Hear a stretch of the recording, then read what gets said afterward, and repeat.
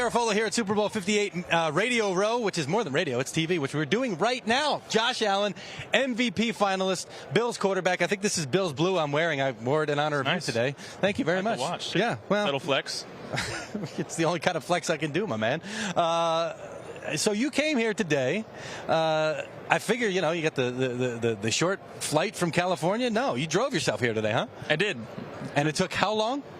It's typically about a 3.5, 4-hour drive. There was some snow along the way. Yeah. I think a bunch of the semis got stuck. So it took about 7.5 hours. 7 hours for Josh Allen to get here to the Super Bowl, but you stuck to it because you've got your clubs with you. Yeah, and I had to get here to interview with you. Absolutely, yeah. I know that this is the highlight of your day, so we'll get on with it. I know also a highlight for you in the offseason is to get as much golf as you can get in. I talked about you brought your clubs.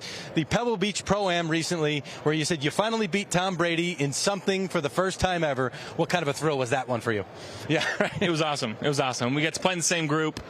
My dad got to caddy for me there, too. And to be able to do something like that, obviously, I'd rather not be there. I'd rather be preparing for a game. But it's something my dad went to growing up, and we're from pretty close to that area, so it's a pretty fun event. And again, to be paired with Tom and finally get him, it was pretty cool. Golf is such a big part of your life, and I know it's serious for you. Do you get to swing during the season? I mean, A, you're playing football. B, you're not in the most warm weather climate. Do you get to swing the club? Not much. I try to get a few swings in when I can, especially bye week when the body's allowing me to. But there's a few weeks where it's like, I can't swing a club today. Yeah, I can't swing a club this week. So we got some work to do on the game. I'm trying to find a right guy to give me some good lessons and trying to clean it up a little bit. There you go. Well, we just advertised that you're going to get a bunch of messages now from folks who would like to work on Josh Allen's swing. We'll talk about football, and you'll get back to it at some point this offseason. Joe Brady, now your permanent offensive coordinator, he took the job midway through the season. Was he kind of able to install his own offense? And I would assume now that you get the offseason, you guys can kind of reset as an entire offense. Yeah, I don't think he put everything that he wanted in right away. And to be fair, I mean, that's kind of hard to do halfway through a season, implement exactly what you want. But I think having this offseason and be able to dive in deep to what he likes, and we communicate extremely well. So I'm excited. He's been around some of the great minds in this game, notably, you know, Sean Payton and Drew Brees, and he's been in that offensive system. So I'm excited to see what he can bring, and excited to get to work on that. This is fun. If he wasn't able to put his own offense in, he did a really good job getting this offense going, making those adjustments in season. So we'll be curious to see what he can do for you guys as a whole in 2024. I'm always curious, too.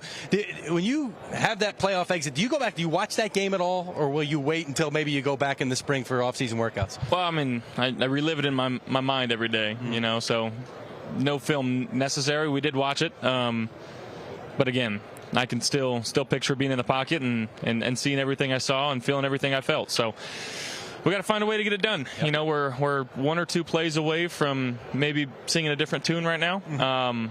But again, that's kind of how we felt the last few years. So got to find a way. Yep. Stephon Diggs, to me, he's like abstract art, right? You can look at it and you can see one thing and I can see another thing. A lot of times his tweets, he leads them out there for people to read into them and everything. He had some comments the other day saying, hey, you've got to take it day by day with how the future is going to be. He says, doesn't know what it is. When you hear that, I mean, do you kind of read into it? Do you talk to him about it at all? And how do you guys come back together for 24 and say, hey, let's find that explosive connection again? Yeah, I don't really see that, but it feels like the media pushes this kind of same story the last few years, and you know, just kind of roll with the punches, and he's not wrong. You got to take it day by day, and I love the guy. I love him like a brother, and I guess we will take it day by day. I know that we still have a lot of great ball left, so I'm looking forward to that. Your head coach, Sean McDermott, kind of an odd season for him, takes over as defensive coordinator after Leslie Frazier takes a step back.